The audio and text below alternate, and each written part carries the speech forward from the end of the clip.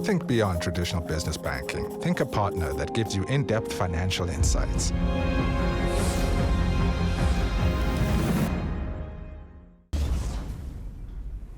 A very good afternoon and welcome to the Power Table. So it's been the story of South Africa since 1994. The drive to transform South Africa's agricultural sector to include a big part of the population excluded by official policy during apartheid. So today we are focusing on transformation within South Africa's agricultural sector. Let me tell you our participants in that discussion today. I've got Lennox Plaatjies is the National Liaison Manager, Partners in Agriculture Land Solutions, or in short, PALS. Joining us, of course, for that discussion is Cobus Bruyn. He's head client value propositions for agriculture at Nedbank Commercial Banking. And last but not least is Wandile Sihlobo, Chief Economist of the Agriculture Business Chamber of South Africa, who needs no introduction. And I'm going to begin with you, Wandile, just to give us perhaps a clear picture in terms of, one, what has been done for agriculture transformation since 1994, how much has been achieved, and of course, later we're going to discuss the key obstacles to further progress. Yeah, thanks for having us, Godfrey. Of course, this is an important discussion in South Africa, as you nicely prefaced it about the history of South Africa. Then you go to 1994, and the discussion then was about how do you continuously involve black farmers into commercial agriculture. There's a number of policies that were put in place starting from then, some from a land reform perspective of saying, how can you accelerate? And the ANC's objective at the time was to say, within the next 3 years or so, how can they move on land reform and make sure what was previously on white farmers, at least about 30% of that in the first 3 years is transferred to black farmers.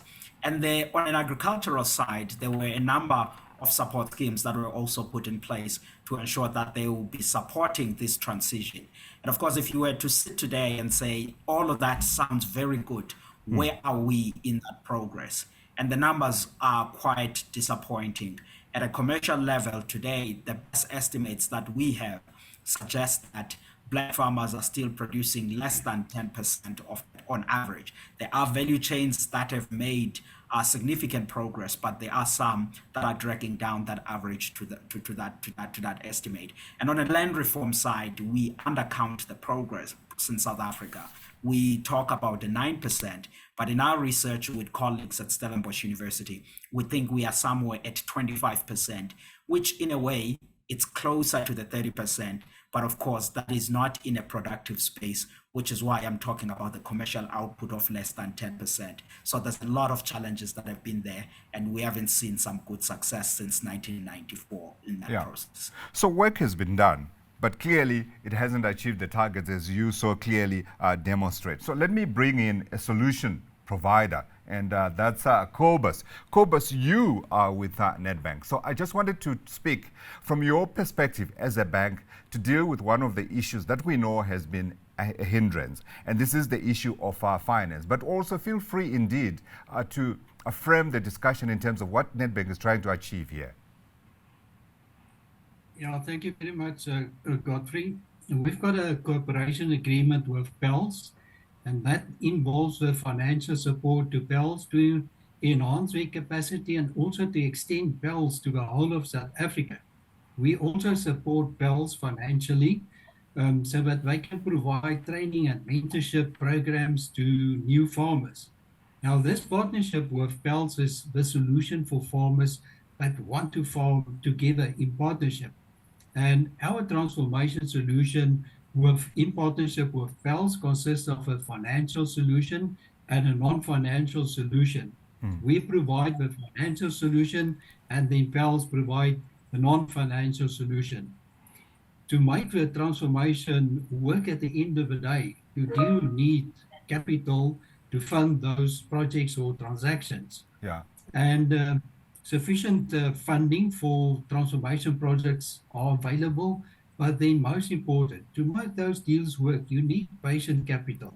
You need concessionary lending, or you do need grant funding. Yeah. Now, we've changed our approach. How do we approach transformation funding. We've changed our model, our system, so that we can finance the transformation. But you need concessionary lending or grant funding. If you look at the agricultural sector, it's a high-risk sector. You can't finance the agricultural sector 100%.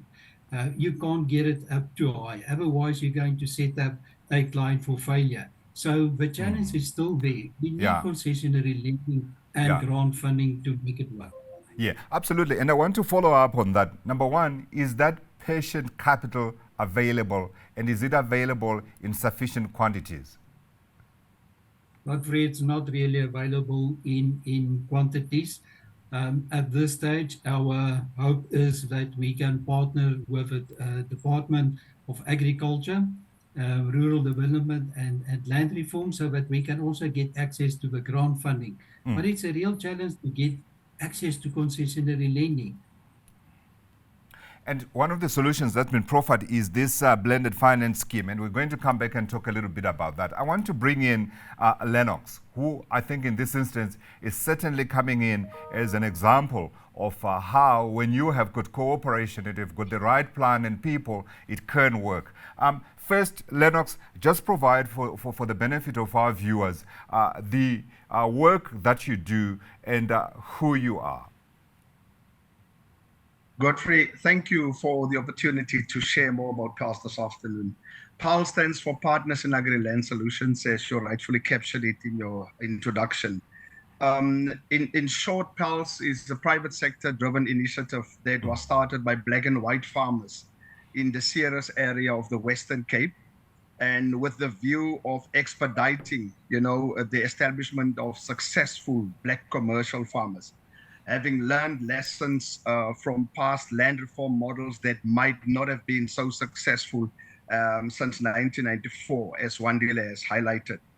I think three things in the main that characterize what PALS is firstly, it's the private sector, black and white farmers working together with all spheres of government as enablers and the surrounding communities where we are implementing these projects. Thirdly, we have based PALS approach on a framework that's registered as a trademark that captures 8 critical success factors, whom we believe we've learned from lessons of the past, that more than just land is required to make black farmers successful on commercial agriculture. And the third one would be the innovative approach of setting up a PALS center that serves as a one-stop shop from where you can then assist, facilitate, coordinate, and support all the various projects that you are putting together to assist the establishment of successful black commercial farmers.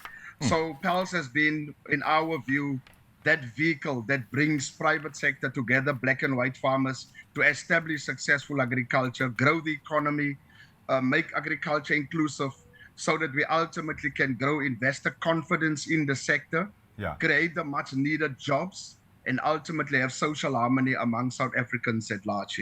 Yeah, and I'm hoping that at some stage we'll be able to look on the government side what the government has done. But it's great that we're talking about a private sector initiative. But give us a sense of the size and scale of the project that you are working on. Since you guys started, how many farmers have you, let me call it, created? And before we talk about, of course, plans to scale up that program. Thank you, Godfrey. Since our formation in 2015, PALS has up to now have implemented around about 47, just under 50 projects, largely, of course, in the Western Cape, as where the initiative has started in 2015. And that 47, in addition to that, you have listed about 100 PALS projects which are not yet implemented, as we are working around enablers to trigger the implementation of those projects. And here I'm speaking of land, more than 3,500 hectares of land that's envisaged for inclusive agricultural projects, largely, as I said, in the Ceres area, but then also other areas outside of Ceres in the Western Cape, up to Pakketberg, Swellendam. We are now moving to George. And so on. In total, when you look at the numbers, you would have, since 2015, around about 700 individual black entrepreneurs who benefited from PALS since 2015 in terms of training and other interventions, putting together structures to make them a part of the successful commercial agricultural fold, yes. Yeah, it's interesting because you are saying 700 black entrepreneurs. So we are not talking about subsistence farmers here. We are talking commercial, correct? Absolutely. The idea as envisaged in Chapter 6 of the National Development Plan is to build a generation of successful commercial, individual commercial black farmers. Cool. And that is the vision we have embraced since 2015, a vision that we are working on, a vision that we have seen materialize in terms of individuals in the Ceres area. You will hear the names of people like Raymond Koopstad, a Jonica Ruelis, a Joseph Ndaba, and so many others who have become successful commercial farmers through the PALS fold of partnering with established commercial farmers and working together to grow the agricultural economy. So yeah, it's about growing the agricultural landscape commercially. Yes. Yeah, absolutely. I don't know, I think my memory is failing me, but I think I've visited one of those farms and I've seen the work that's been done there. I will try and jog my memory a little bit and see if I can remember that one. Wandile, I want to come to you. Obviously, you have looked at this program, but my question to you is this something that could go national? Godfrey, you shouldn't forget good things. What PAL is doing is amazing work. It's not good to forget good things. I mean, what PALS is doing, I mean, is extraordinary. In the book, Godfrey, A Country of Two Agricultures, we make a statement there where we say, in a South African context, it is better to focus on what we call better few, but better. And that doesn't mean we leave aside smallholder farming. Those needs to be assisted. They are critical for the household food security in various corners of South Africa. We have an interest on creating an inclusive agricultural sector, creating a new crop of commercial black farmers while sustaining the current existing commercial farmers. That helps us a lot. And we don't need to go away, Godfrey, and say, okay, but where to do that? Because the South African government today, in its land holding accounts, it sits with something around about 2.5 million hectares of land.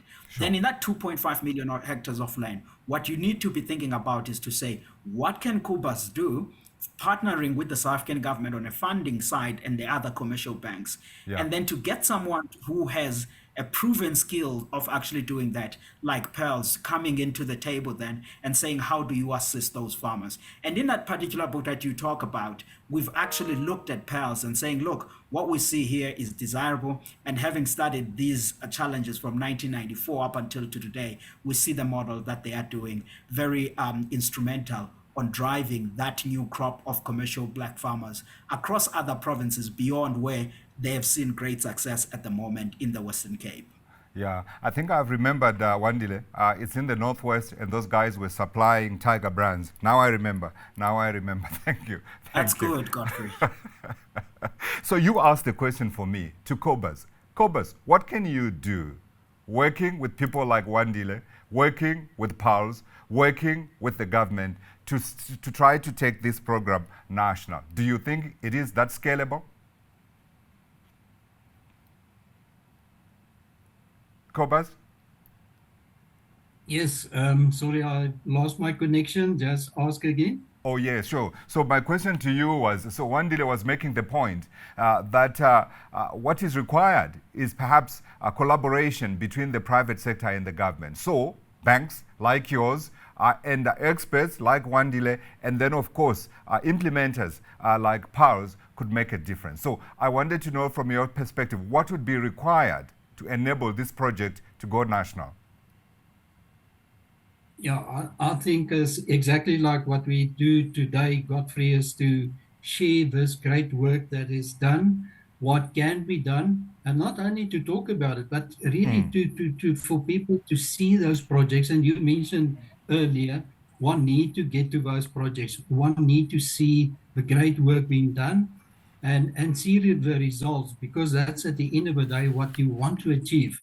And if you look at funding of these transactions at transformation, it's not only about the funding, but it's to get the results at the end of the day. I think what we need to do, and we've got an excellent partnership, we work very well together. We're sharing this partnership with commodity associations, Yeah. and I believe we need to take it to more commodity associations, which we are doing at this stage. But then also, as I mentioned at a Nedbank Pels roundtable recently, invite the value chain to Yeah. also join us, be it maybe the front of a value chain, the end at the value chain, to invite them and ask them, join us in this partnership, take Yeah. our hands, and let's build this and make it bigger. Yeah. Because I see the future of transformation in Pels and in our partnership with Netbank. Cobus, who takes the lead here? And I'm asking you the question because we have seen the private sector stepping up when government appeared to be struggling. I mean, we can reference the National Energy Plan, we can reference the fight against corruption, the bid to try and fix South Africa's logistics sector. Is there need here for the private sector perhaps to step up? I'm not asking you to make a political statement, but I'm just asking the question. Could it be another opportunity here where the private sector says to the government, look, we are in this for the long term for the country, and this is what we can do. You guys need to come and partner with us, and this is how perhaps we can do it. Yeah, I think a good question, Godfrey, and exactly what we want to do. We said there's a specific role that government can play. There's a specific role that the private sector can play. We don't want to point fingers and say, you need to lead first. Let's take the opportunity and lead and go forward. Create these partnerships, put these transactions together, Yeah. create funding solutions. But then at the end of the day, we see DELRAD as very important as part of a solution. So we are engaging with government, Yeah. and we asking them to participate, be with us. But as I always say, we need to do more, Yeah. and we need to talk less. Absolutely. I'm going to come back to you and ask you the question in another 2 years and see what progress we've made, Cobus. No question about that one. Thanks very much. If I can ask Lennox to come in and have a last word here. You spelled out some of the key requirements, and I was very intrigued to see one line that says, in addition to all of these, we also need someone to have skin in the game. Lennox, I have no money. So how do I come in? Thank you, Godfrey. I think to add to your question perhaps earlier to Cobus, Pels was formed as a response to the invitation on the National Development Plan that invites private sector to come on board, to partner with government. And it spells out also the role that government will play as an enabler. So that has been ours since 2015 to say, government, here's the private sector taking lead and the role that government can play, and we believe there's still much room for that role, is government can be a strategic enabler because of the various services that the government can play to unlock opportunities for the establishment of successful Black commercial farmers. So that has been our position then, and we still hold that view that we can work with government to unlock those opportunities for successful commercial Black farmers. When your question, Godfrey, on skin in the game, we have built the Pels framework on merit-based agricultural transformation. We have said that for Black farmer to come on board, even though you might not have the capital, Yeah. we will partner with government where there are sources available that's dedicated to assist Black farmers to enter the commercial farming space. But other than funding, we have said there are other things that can also become your contribution and skin in the game, so to say. Be willing to be trained, be willing to take part in growing the business, have a long-term view, considering the industry we are working on, Yeah. and being part of the idea of making it work, looking at the long-term sustainability of what we are starting in an agricultural venture. So we believe as Black farmers, there's a huge contribution to be made, skills development and others being willing to come on board for the long haul of the sector and the sustainability of the enterprises we put together, yes. Lennox, I think it would be very difficult for anyone to say no to you. I'm certainly saying I am with you and I totally understand what you are talking about and laud it. And thank you for the passion. Thank you for the contribution. Gentlemen, time has run out.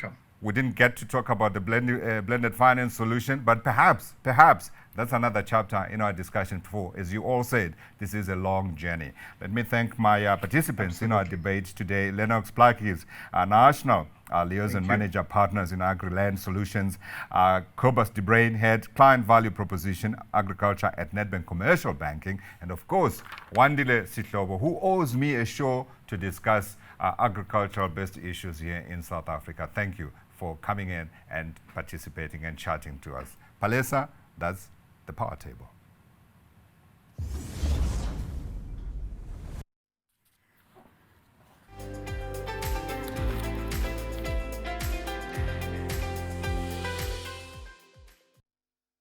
Think beyond traditional business banking. Think a partner that gives you in-depth financial insights.